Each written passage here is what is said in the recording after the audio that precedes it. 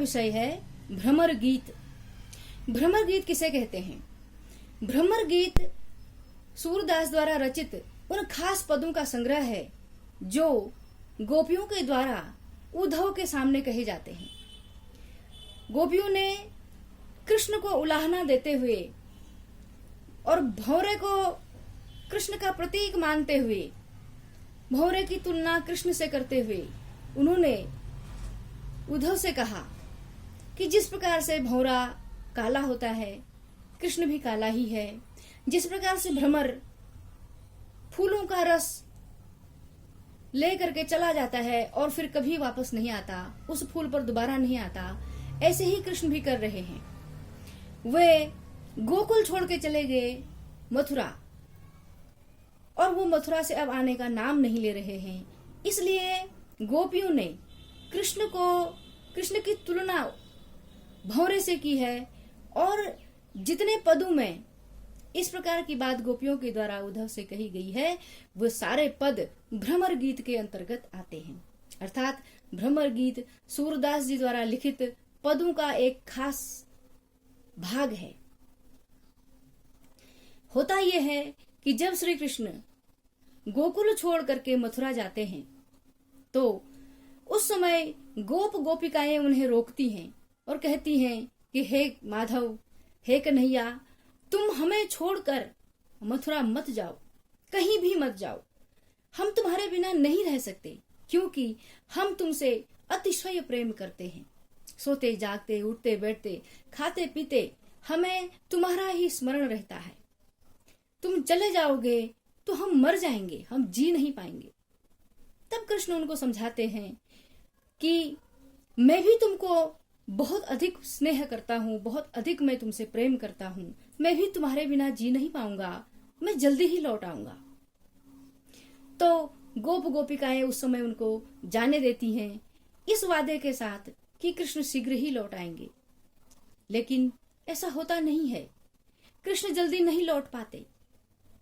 वहां वो भी चिंता करते हैं कि देखो, मेरे साथी गोप गोपिकाएं मेरे विरह में व्याकुल हो रहे होंगे, वे लोग खाना भी नहीं खा रहे होंगे, जल ग्रहण नहीं कर रहे होंगे, सोते जागते उनको मेरा ही चिंतन रहता होगा। क्योंकि जो सच्चा प्रेमी होता है वो अपने प्रेमी को दुख देना नहीं चाहता, प्रेमी को कष्ट नहीं देता। तब कृष्ण भगवान उनकी विरह वेदना को कम करने के लिए स्वयं तो नहीं जाते, लेकिन अपने एक परम मित्र उद्धव को कहते हैं कि हे उद्धव, वहां गोकुल में मेरे साथी मेरे विरह में तड़प रहे हैं, व्याकुल हो रहे हैं, तुम वहां जाओ और उनसे कहो कि ये प्रेम रेम कुछ नहीं होता, निर्गुण भक्ति का उनको उपदेश दो, ताकि उनके विरह वेदना कुछ कम हो सके, मेरे मोह से उनको मुक्त करो। हे उद्धव, तुम वहां जा करके उनको ऐसा ज्ञान दो कि वो मुझे भूल जाएं और मेरी वेदना, मेरी विरह वेदना में वो तड़पे ना। तो उद्धव ऐसे ही करते हैं। उद्धव जब गोपियों के पास आते हैं तो उनको निर्गुण ब्रह्म का ज्ञान देने के लिए ज्ञान देते हैं और कहते हैं कि गोपियों, ये प्रेम कुछ नहीं होता, भगवान एक है और सृष्टि में जो पैदा होता है वो उसको एक दिन चले जाना होता है, ये कुछ नहीं, ये छोटी मोटी बातें हैं, आप कृष्ण को भूल जाओ। तब उद्धव कृष्ण को न भुला पाने के बारे में कहती हैं। वो कहते हैं कि हे उद्धव, तुम्हारा ज्ञान व्यर्थ है, तुम अपना ज्ञान किसी और को दो, तुम तो बहुत भाग्यशाली हो, क्योंकि तुम कृष्ण के साथ रहते हुए भी उनके प्रेम के बंधन में नहीं बंधे हो, इसलिए तुम भाग्यशाली हो। और हम गोपिकाएं, हम गोप इतने भाग्यशाली नहीं हैं, हम कृष्ण के प्रेम में इतने पागल हैं कि उनके जाने की वेदना को सहन नहीं कर पा रहे हैं। तो इसी को भ्रमर गीत के माध्यम से, पदों के माध्यम से सूरदास ने बहुत सुंदर ढंग से प्रस्तुत किया है। सूरदास की इस कला से सूरदास को सूर सूर तुलसी शशि उद्गन केशवदास कहा गया है कि अर्थात सूरदास जो थे साहित्य आकाश के सूर्य के समान थे। वास्तव में उन्होंने अपने काव्य में श्रृंगार रस, भक्ति रस, वात्सल्य रस का बहुत सुंदर परिपाक किया है। जब कृष्ण और माता यशोदा का वार्तालाप आता है, उस संबंध में उन्होंने जो पद लिखे हैं वो बहुत ही वात्सल्य प्रधान पद हैं। और जब कृष्ण और गोपियां वृंदावन में रास रचते हैं, खेल करते हैं, गेंद खेलते हैं, तब उस समय श्रृंगार रस का, संयोग श्रृंगार का बहुत सुंदर वर्णन है। और जब कृष्ण मथुरा चले जाते हैं, तब विप्रलंब श्रृंगार का शानदार वर्णन सूरदास ने अपने काव्य में किया है, इसीलिए उनको महान कवि कहा जाता है। अब हम अभी पद है सूरदास का पद, जो भ्रमर गीत का पहला ही पद है। थोड़ा उसको गाने का प्रयास करेंगे, क्योंकि पद गेय होता है। सूरदास ने पद छंद में लिखा है। पद, चौपाई, दोहा, सोरठा, ये छंदों के नाम हैं। पद छंद में और भी कवियों ने लिखा है, जैसे रसखान ने लिखा है, मीराबाई ने लिखा है। तो इस पद को किस प्रकार से गाया जाता है और भ्रमर गीत क्या है, तो आइए सुनते हैं। तो गाते हैं ये पद। ऊधो तुम हो अति बड़ भागी, ऊधो तुम हो अति बड़ भागी। अपरस रहत प्रेम तगाते, नाहिन मन अनुरागी। ऊधो तुम हो अति बड़ भागी। पुरैन पात रहत जल भीतर, तारस देहन दागी। जो जल माह तेल की गागरी, बूंद न ताको लागी। ऊधो तुम हो अति बड़ भागी।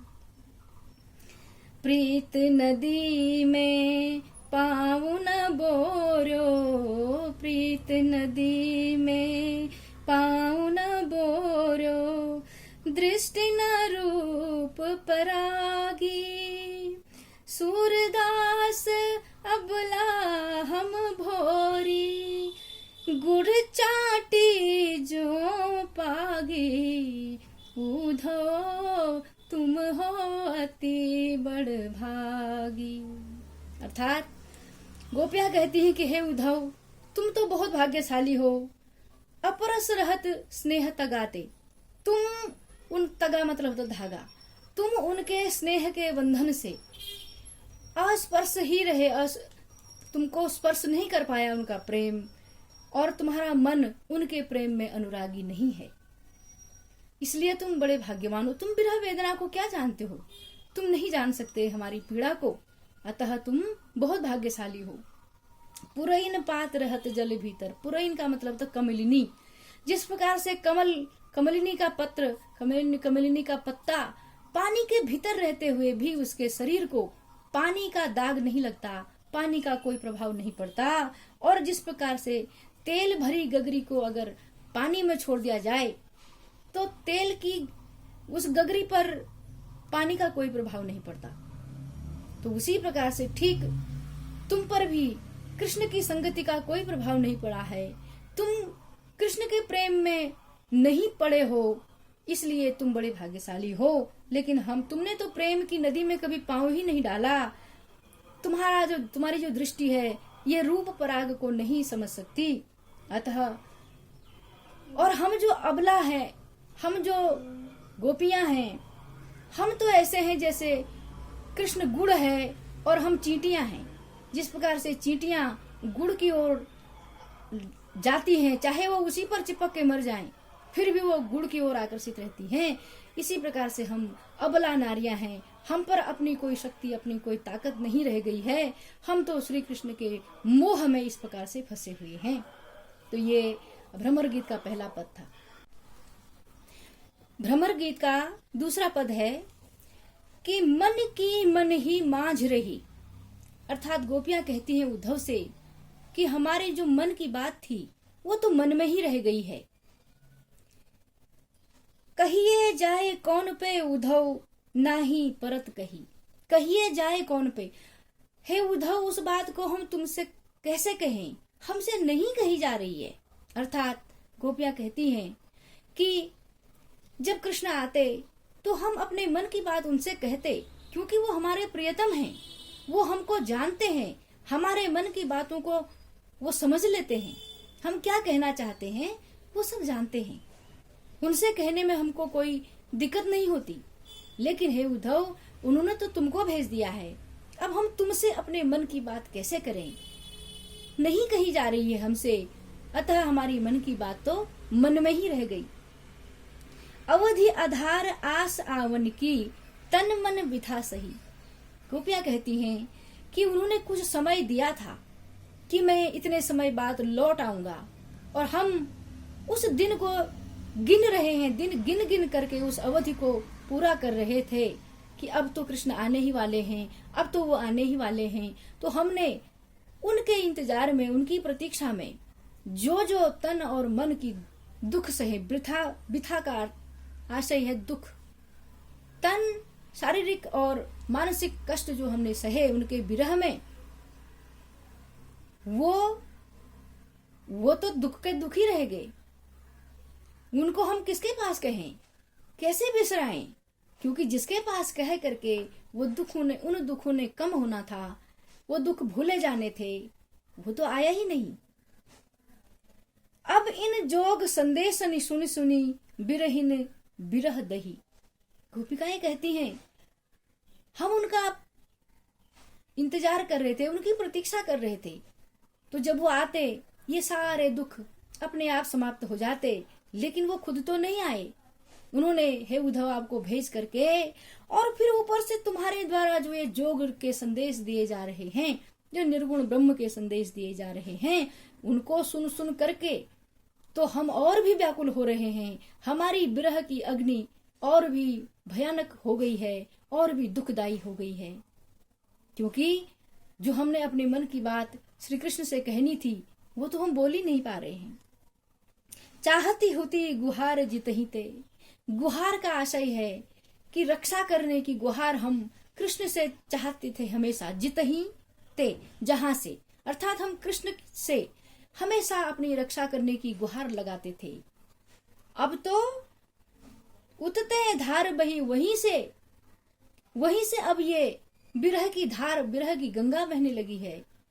अब हमारे विरह की अग्नि को कौन शांत कर सकता है।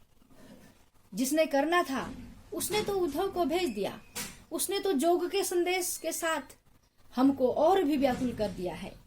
सूरदास अब धीर धरही क्यों। गोपियां कहती हैं कि अब हम धीर रख के भी क्या करेंगी, अब धीरज रख के भी क्या होगा, मर्यादा न लही।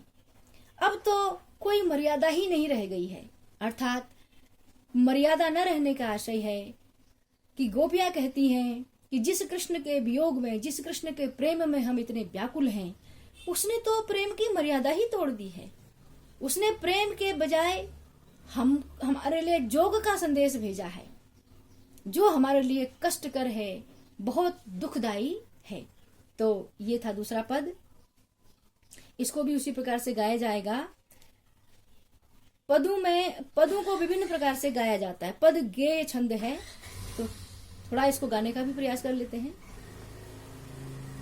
मन की मन ही माझ रही, कहिए जाए कौन पे उद्धव नाही परत कही। मन की मन ही माझ रही, अवधि आधार आस आवन की तन मन बिथा सही। अब इन जोग संदेशनी सुन सुन बिरहिन बिरह दही। मन के मन ही माझ रही, चाहती हुती गुहार जितही ते उतते धार बही। सूरदास अब धीर धरहि क्यों, मर जादा न लही, मन ही माझ रही। तो ये दूसरा पद था। इसमें जो ब्रज भाषा के शब्द आए हैं, माझ का मतलब मध्य में, आधार मतलब आधार, आस आशा, आवन आगमन, बिथा व्यथा, बिरहिन वियोग में जीने वाली, बिरह दही मतलब बिरह के आग में जल रही, इस प्रकार के ये शब्द आए हैं। तो ये सूरदास की भाषा है ब्रज भाषा। ब्रज भाषा भी बहुत लालित्यमयी, बहुत लावण्यमयी भाषा है। सूरदास ने ब्रज भाषा, क्योंकि उनका जन्म मथुरा के निकट रुनकता गांव में हुआ था, ये मैंने आपको पिछले वीडियो में बताया, वो वीडियो भी मैं आपको भेजूंगी। आगे इसमें और भी पद हैं, अगला वीडियो शेष पदों पर बनाया जाएगा, सूरदास के जीवन वृत्त को लेकर के और उनकी रचनाओं को लेकर के भी उसमें बताया जाएगा। तो आप ने अभी तक अगर चैनल को सब्सक्राइब नहीं किया है तो आप शीघ्र चैनल को सब्सक्राइब कीजिए, बेल आइकन भी दबाइए, ताकि सभी वीडियो आपको यथा समय प्राप्त हो जाएं।